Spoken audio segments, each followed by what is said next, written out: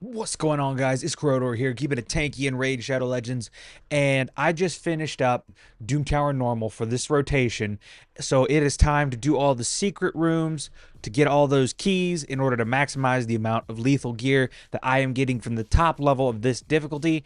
And today I am going to show you guys how I go about doing my normal Doom Tower rooms. Now, there's going to be a couple that I may not be able to do. That's one of them. Number two, we got HP champions only. This one's easy for this account.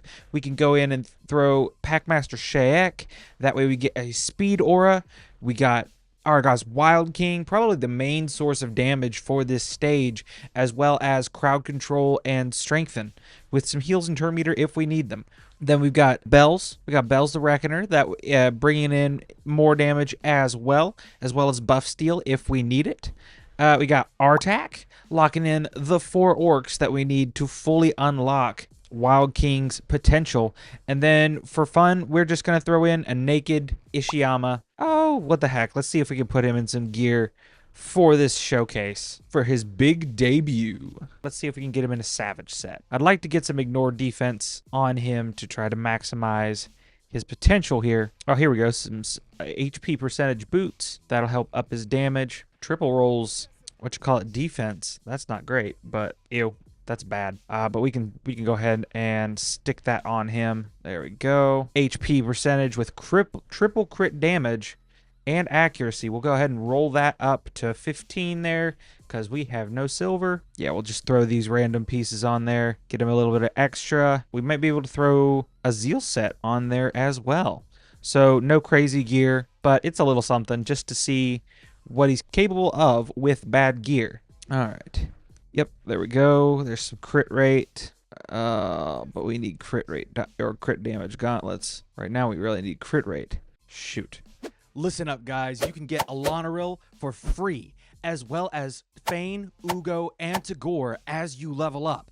Just click my link in the description. Here's the steps to go about getting yours. Log out of Plarium Play on PC and uninstall. This will not work on mobile unless you are downloading it for the first time. Click the link in the description and register with a brand new email. Launch Raid and complete the tutorial. Go to your inbox and claim your first champ. Don't miss out on your chance to get Elenaril for free, as well as 3 free epics. Just click my link in the description and enjoy this wonderful start to Raid.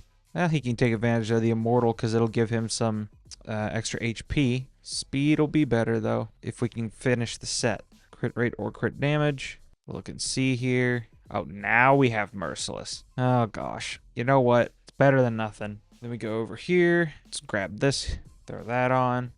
We got... It's not attack. Or it's attack, not HP, but we can work with that. So there we go. See what he's capable of with this kind of crap gear. I'm not expecting anything at all from him whatsoever in this build, but what the heck, we'll see what happens. But this shouldn't be hard at all. Honestly, he might not even end up getting a turn. There we go. Look at that, just blows through it. There we go. Gets that A3 back. Oh, what the heck. Artak and Wild King just making mincemeat of this thing. All right, let's see what we can do here. I boosted him up to give him a turn. That wasn't bad for crap gear. 100k with crap gear? I think I might end up being happier that I grabbed that fusion than I thought. All right, let's keep this energy going. Floor 3, Spirit Champs. Okay, lock in Deacon. We can bring him in again. Absolutely. Bring in both Podrakes for ally attacks. And we'll bring in Bells just in case we need more damage. Man, that shocked me. I'm not gonna lie, guys. That was a lot more damage than I was expecting. Let's see if we can do that again. See what happens here. I mean, I'm not seeing anything that would indicate disappointment. See if we can put up some debuffs. There we go. Increases stats. I'm not mad about this.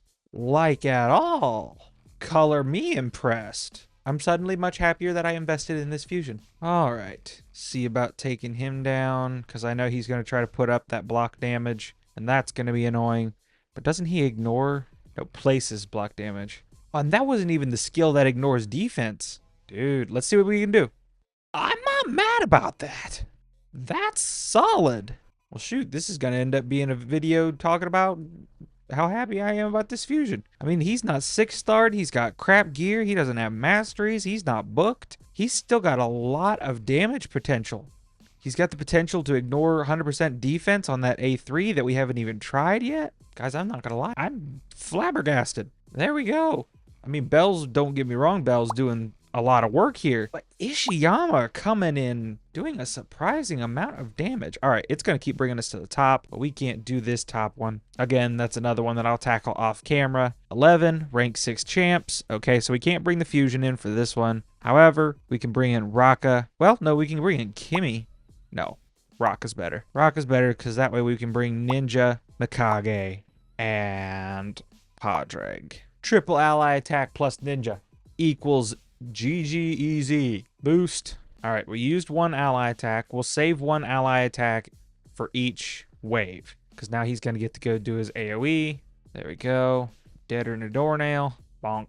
All right. All right. All right. Oh, we already have the ally attack back, so we can do it again. That wasn't even who I wanted, but that's okay. And we can do another one. Why not, I say? There we go. A2. Ninja coming in, doing plenty of damage. But you know, if Ishiyama ends up turning out really well, that's somebody else we can put alongside Mikage. I mean, I doubt there will be very many use cases for choosing him over Ninja, but maybe for Arena, because realistically, Ninja is not a great Arena champ. So that might end up being a thing. All right. Kill Tarshan. Kill Lord Chamfort. Ally attack. There we go. Extra turn? No.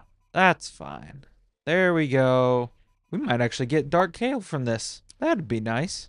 All right. Floor 10. Support champs. So this one might take a little bit longer. Bring Kimmy. Preela will be good here. Preela will be very good here. And then Bodel. Why not? Why not? Kill Cardiel. Well, one of them. Or not. Oh gosh, this one might take a while. We'll see how far we can get. We might not be able to get through all of them, but we'll do our best. Not bad, not bad. For all supports, and only one of them really have good damage potential, that being Preela. I'm not upset about this at all. There we go. Knock her off for a rocker. All right. Here we go, guys. Not doing bad at all. Keep boosting up. Did I pick the wrong Padraig? I might have picked the wrong Padraig. Oops. All right. Oh, goes right back into the same Cardiel. Let's go with this one that has more turn meter. Really don't want him getting a turn. There we go. Throw up some poisons.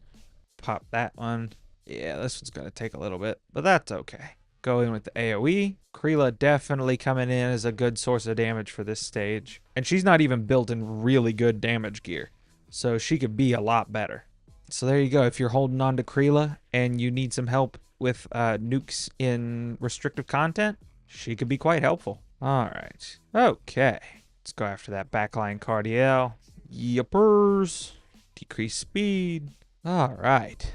Keep this energy going. See, even if it's not necessarily a good Shadowkin that Mikage has to work with, there's no reason to go without a Shadowkin when running Mikage. I'll be honest, I'm not really noticing a difference from Bodel's passive. It's supposed to be like 20% extra damage on enemies under poison, isn't it? But I'm not seeing it. Oh well. AoE. There we go. There we go. Up to 90 fragments. Not too bad at all. Number 9. From the Galen Pact. Well, you know what we're going to do here. We're just going to throw in a ton of orcs. And we can just run this on auto. Don't even have to think about this one. Oh, it's gonna be weird having a new main account, but I'll figure it out and I'll make it work. I'll still try to make content on this channel, especially if I'm looking for a closer to a budget option.